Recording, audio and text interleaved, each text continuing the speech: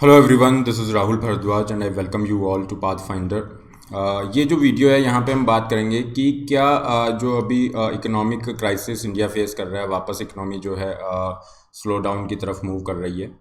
और last year हमने जिस तरह से देखा कि इकोनॉमी जब डिफ़िकल्ट सिचुएशन से गुजर रही थी तो गवर्नमेंट ऑफ इंडिया ने काफ़ी वहाँ पे हेल्प की थी। तो इसी तरह से अभी सेकेंडरी वेव की वजह से जो इकोनॉमी पे निगेटिव इम्पैक्ट है, उस कॉन्टेक्स्ट में यहाँ पे बात हो रही है कि गवर्नमेंट को डेफिनेटली यहाँ पे वापस से सपोर्ट एक्सटेंड करना चाहिए। और डेफिनेटली गवर्नमेंट अगर सपोर्ट एक्सटेंड कर रही है, बिकॉज गवर्नमेंट हैव जो लिमिटेड रेवेन्यू सोर्स हैं गवर्नमेंट के पास में, अनलिमिटेड ऐसा पैसा नहीं है, तो गवर्नमेंट कहीं से भी जो रेवेन्यू अपना अरेंज करेगी, या तो उसको बोरो करना पड़ेगा या प्रिंट करना पड़ेगा नया currency with the help of RBI. तो इसी की यहाँ पे ये बात की जा रही है कि क्या गवर्नमेंट को नई currency with the help of RBI के लिए मूव करना चाहिए ताकि इकोनॉमी को यहाँ पे सपोर्ट एक्सटेंड किया जा सके। तो उदय कोटक जो हैं, जो प्रेजेंट में आपके प्रेसिडेंट है, CII confederation of Indian industry के प्रेसिडेंट है, उन्होंने इस चीज़ को उठाया है। तो इस वीडियो में हम पूरा यहाँ पे डिस्कस करेंगे कि क्यों ये इस तरह का सपोर्ट देने की बात कर रहे हैं। क्या प्रेजेंट में जो गवर्नमेंट ऑफ इंडिया की तरफ से इकोनॉमी को सपोर्ट दिया जा रहा है वो सफिशिएंट नहीं है, ओके, और क्यों यहाँ पे गवर्नमेंट के सपोर्ट की बात की जा रही है, और क्या यहाँ पे प्रिंटिंग मनी ये जो है सॉल्यूशन है। क्या आरबीआई यहाँ पे अनलिमिटेड प्रिंट कर सकता है अमाउंट में मनी, जितना भी मनी चाहे वो प्रिंट कर सकता है। अगर हाँ, अगर नहीं तो क्यों नहीं कर सकता, क्या यहाँ पे रेस्ट्रिक्शन है, क्या कॉन्सिक्वेंसेस हो सकते हैं इकोनॉमी के लिए, ये सब चीज़ें यहाँ पे हम डिस्कस कर रहे हैं। So before we move, this is a brief introduction about me. My name is Rahul Bharadwaj. आप मुझे इस टेलीग्राम चैनल पे फॉलो कर सकते हैं, ओके। जो भी आपके फ्री क्लासेस लिंक होते हैं यहाँ पे आपके रहेंगे। अनअकैडमी पे आप मुझे इस लिंक पे फॉलो कर सकते हैं to get access of all the free classes. तो चलिए मूव करते हैं। उदय कोटक जो हैं सीआईआई के प्रेजेंट में प्रेसिडेंट है, और सीआईआई जो कि confederation of Indian industry non governmental trade association है। तो बेसिकली सीआईआई एक तरह का इंडस्ट्री का रिप्रेजेंटेटिव है, ओके। पूरी इंडस्ट्री को रिप्रेजेंट कर रहा है और जो भी पॉलिसी रिलेटेड डिसीजन होते हैं वहाँ पे इनपुट देता है। हर जगह पे इसके इनपुट्स रहते हैं।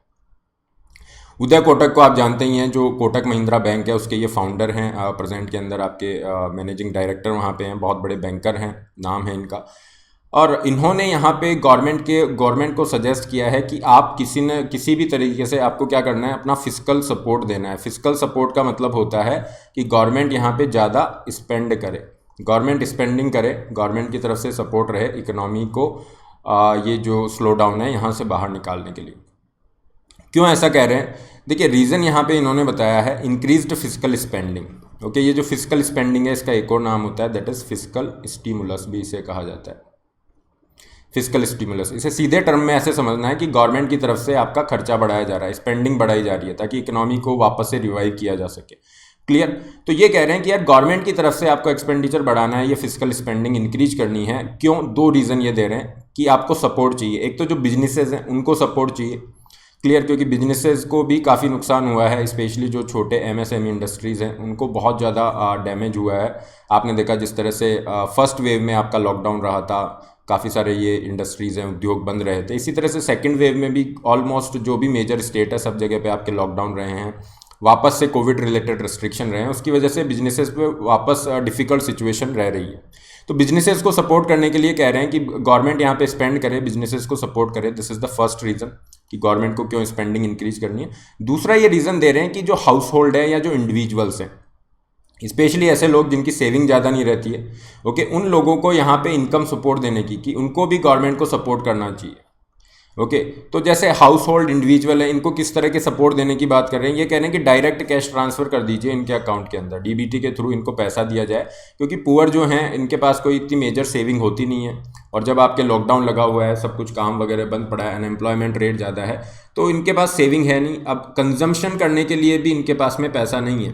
तो ओवरऑल आप देखोगे तो कंजम्पशन आपका नीचे जाएगा, कंजम्पशन नीचे जाएगा तो डिमांड भी नीचे जाएगी। इकोनॉमी में डिमांड नीचे जाने का मतलब बहुत डेंजर साइन होता है, क्योंकि डिमांड नीचे जा रही है तो जितनी भी बड़ी इंडस्ट्रीज़ हैं सब प्रोडक्शन को भी कम कर देंगे। जब आपका प्रोडक्शन कम हो जाएगा तो उसके लिए आपको वर्कर्स की रिक्वायरमेंट भी कम है, तो आपके जॉब्स कम होंगे, अनएम्प्लॉयमेंट राइज होगा, और वो फिर से क्या करेगा, डिमांड को और कम करेगा। क्योंकि जॉब नहीं है तो लोगों के हाथ में पैसा नहीं है, पैसा नहीं है तो परचेजिंग पावर नहीं है, अब परचेजिंग पावर नहीं है तो आप डिमांड कैसे क्रिएट करोगे? तो एक विशियस साइकिल क्रिएट होता है।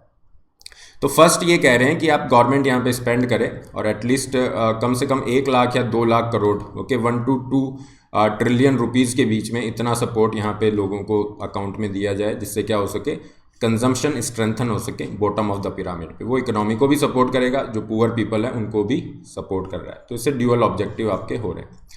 इंडस्ट्री पे आने से पहले इंडस्ट्री को भी सपोर्ट करने की बात ये कर रहे हैं। इंडस्ट्री को किस तरह से सपोर्ट कर रहे हैं उस पर हम आएंगे, लेकिन उससे पहले ये कह रहे हैं कि डेफिनेटली गवर्नमेंट को अपनी स्पेंडिंग बढ़ानी होगी। रीज़न हमने देख लिया क्यों ये कह रहे हैं। और यहाँ पे मैं आपको एक रिकॉल यहाँ पे कराना चाहूँगा। जो आरबीआई के फॉर्मर गवर्नर है रघुराम राजन जी, उन्होंने अराउंड 7 to 8 मंथ्स पहले ये आपका बयान दिया था और उनका इंटरव्यू था। उसमें उन्होंने बहुत क्लियरली मेंशन किया था कि गवर्नमेंट को स्पेंडिंग बढ़ानी चाहिए। ये अगर गवर्नमेंट अभी स्पेंड नहीं करती है तो ये उसी तरह से होगा। और उन्होंने बाकायदा एग्जाम्पल वहाँ पे लिखा कि कोई पेशेंट है, अगर हॉस्पिटल में है, अगर मान लीजिए आपके कोई रिलेटिव या इस तरह से कोई हॉस्पिटल के अंदर एडमिट होते हैं और उनके इलाज पे खर्चा आ रहा है, महंगी महंगी मेडिसिन है या जो भी ऑपरेशन एटसेट्रा, आप वहाँ पे सेविंग करने में लग जाते हो कि यार हम सेव करते हैं। अगर सारा पैसा इलाज पे खर्चा कर दिया तो फ्यूचर में क्या करेंगे? आपने सेविंग कर ली, ठीक है, सेव आपने कर लिया, लेकिन फ्यूचर में आपने जो सेव किया उसकी वजह से उनके ट्रीटमेंट में कोई कमी रह जाती है, उसकी वजह से कोई डिसेबिलिटी हो जाती है जो उनको लाइफ लॉन्ग परेशान करती है, तो उस बचे हुए पैसे का आप क्या करोगे? क्लियर। तो इसी तरह से वो कह रहे हैं कि इकोनॉमी के अंदर अभी इस टाइम पे आपको पैसे की बहुत ज़्यादा ज़रूरत है। ओके, अगर अभी आप यहाँ पे सपोर्ट नहीं करोगे, गवर्नमेंट अगर यहाँ सपोर्ट नहीं करती है, तो फ्यूचर में खर्चा करने के लिए कुछ होगा ही नहीं। इकोनॉमी को इतना नुकसान हो जाएगा कि उसे सही करने में इतना टाइम आपको लग जाएगा। So this is the right time. ये बात उन्होंने 7-8 महीने पहले कही। और अगर आप देखेंगे कोटक का जो इंटरव्यू है, ओके, तो कोटक जी का जो इंटरव्यू है वहाँ पे ये कह रहे हैं कि अभी खर्चा नहीं करोगे, इफ़ नॉट नाउ व्हेन, तो फिर कब करोगे? क्यों? क्योंकि अभी बहुत डिफिकल्ट सिचुएशन है।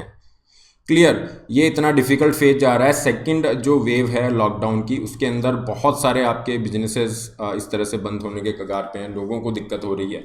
तो डेफिनेटली गवर्नमेंट को यहाँ पे सपोर्ट देना होगा। इंडिविजुअल्स के सपोर्ट की हमने बात की, डायरेक्ट कैश ट्रांसफर से। बिजनेसेस के सपोर्ट की हम बात करेंगे, उस पर भी हम आएंगे, है ना, किस तरह से ये बिजनेस को सपोर्ट देना चाह रहे हैं। उससे पहले हम देखते हैं कि गवर्नमेंट अगर यहाँ पे खर्चा बढ़ा देती है तो उससे नुकसान क्या है गवर्नमेंट का। नुकसान गवर्नमेंट को यही होगा कि गवर्नमेंट अगर खर्चा बढ़ाती है तो गवर्नमेंट के पास कोई ऐसा तो है नहीं कि पैसे का पेड़ लगा हुआ है, लिमिटेड रिसोर्सेज हैं। तो गवर्नमेंट क्या करेगी? या तो बोरो करेगी, मार्केट से बोरो करती है, या फिर आरबीआई को कहेगी कि आप फ्रेश करेंसी प्रिंट करो। तो जो भी गवर्नमेंट की बोरोविंग रिक्वायरमेंट होती है, ओके, फिस्कल डेफिसिट क्या होता है? गवर्नमेंट की टोटल बोरोविंग रिक्वायरमेंट, कि गवर्नमेंट को कितना उधार चाहिए, उधार कितना चाहिए। गवर्नमेंट ने टैक्स वगैरह सब अपना देख लिया, रेवेन्यू, और खर्चा ज़्यादा हो रहा है। मान लीजिए 100 रुपये का खर्चा है, टैक्स वगैरह, नॉन टैक्स रेवेन्यू, जहाँ से भी पैसा आ रहा है 80 रुपीज़ आ रहा है, ठीक है, या 90 रुपीज़ आ रहा है। तो ये जो 10-20 रुपीज़ है ये गवर्नमेंट बोरो करके अपना मेकअप करती है। तो ये total borrowing requirement fiscal deficit कहलाता है। तो गवर्नमेंट अगर खर्चा बढ़ा देगी तो गवर्नमेंट का फिस्कल डेफिसिट बढ़ जाएगा, दैट इज़ फाइन, ठीक है, वो फिस्कल डेफिसिट बढ़ रहा है। लेकिन अगर खर्चा आप नहीं करते हो तो उसके रिस्क ज़्यादा हैं। तो ये कह रहे हैं कि risk of not increasing fiscal spending, okay, ये आपके क्या है? Far greater than this increase in the fiscal deficit. Clear. अब आपका ये जो फिस्कल डेफिसिट होता है ना, इसको फाइनेंस करने के लिए आपकी जो प्रैक्टिस की जाती है उसे हम कहते हैं डेफिसिट फाइनेंसिंग। तो डेफिसिट फाइनेंसिंग में क्या होता है? गवर्नमेंट ने उधार ले लिया, अब उस उधार को कैसे आप मैनेज करोगे? रेवेन्यू जो गैप आ रहा है, जो अभी मैंने एग्जांपल दिया था 180 वाला, तो इसमें ये जो रेवेन्यू गैप आ रहा है आपका, क्लियर, रेवेन्यू आपका 80 है और खर्चा आपका 100 है।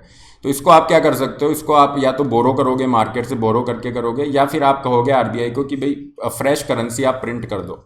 तो आप कहोगे सर फ्रेश करेंसी प्रिंट कर देते हैं, क्योंकि आरबीआई तो गवर्नमेंट ऑफ इंडिया के अंडर में ही काम कर रहा है, तो ये तो बहुत अच्छी बात है अगर आरबीआई फ्रेश करेंसी प्रिंट कर देता है। लेकिन प्रॉब्लम यहाँ पे ये है कि अगर आपका आरबीआई बिल्कुल इस तरह से अनलिमिटेड वे में फ्रेश करेंसी प्रिंट करेगा तो मार्केट में क्या हो जाएगा? मनी सप्लाई तो बढ़ जाएगी, मनी सप्लाई बढ़ जाएगी, लेकिन जो आपके गुड्स एंड सर्विसेज हैं इनका प्रोडक्शन तो उस अनुपात में, उस प्रपोर्शन में नहीं बढ़ रहा है, ठीक है। इनका प्रोडक्शन ऑलमोस्ट सिमिलर है या बहुत मार्जिनली बढ़ रहा है। तो क्या हो गया? आपका पैसा मार्केट में ज़्यादा हो गया, गुड्स सर्विसेज आपके सेम से ही हैं, ऑलमोस्ट सेम है। तो जब ज़्यादा पैसा आपका फॉलो कर रहा है सेम गुड्स एंड सर्विसेज को, तो क्या हो जाएगा? महंगाई बढ़ेगी और बहुत तेज़ी से बढ़ेगी। तो ये सबसे ज़्यादा इन्फ्लेशनरी माना जाता है। Printing the fresh currency is the most inflationary, मतलब ये महंगाई को बहुत तेज़ी से बढ़ा देगा, क्योंकि आपने मार्केट में मनी तो डाल दिया, फ्रेश करेंसी तो प्रिंट कर दिया, but what about the goods and services? आपका आउटपुट तो बढ़ा ही नहीं। क्लियर। तो इस चीज़ को थोड़ा देखा जाता है, अदरवाइज़ क्या होगा, इकोनॉमी को लॉन्ग टर्म में बहुत ज़्यादा नुकसान होगा। क्लियर, इसलिए ऐसा नहीं किया जाता है। अदरवाइज़ आपने सोचा होगा आरबीआई के ही नोट हैं, आरबीआई ही छाप रहा है तो अनलिमिटेड छापा जा सकता है। This is the reason that RBI can not just go on printing the fresh currency. Clear.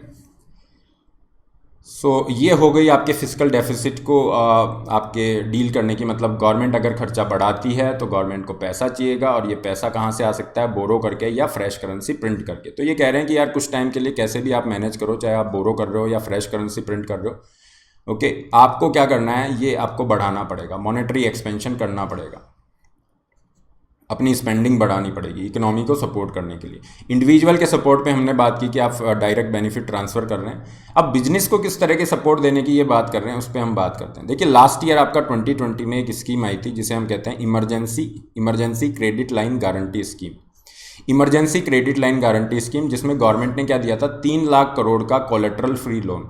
Collateral free loan का मतलब होता है, अगर आप बैंक में लोन लेने जाते हो तो बैंक वाले कहेंगे कि आपके पास कोई सिक्योरिटी है, कोई फ्लैट के पेपर हों, कोई ज़मीन के कागज़ हों, ठीक है, इस तरह से, क्योंकि लोन के ऊपर वो क्या कर रखेंगे, सिक्योरिटी आपकी रखेंगे, जिसे हम कहते हैं कोलेट्रल। तो गवर्नमेंट ऑफ इंडिया क्या कह रही है, गवर्नमेंट ऑफ इंडिया ने ये स्कीम स्टार्ट किया और इसको नाम दिया गया इमरजेंसी क्रेडिट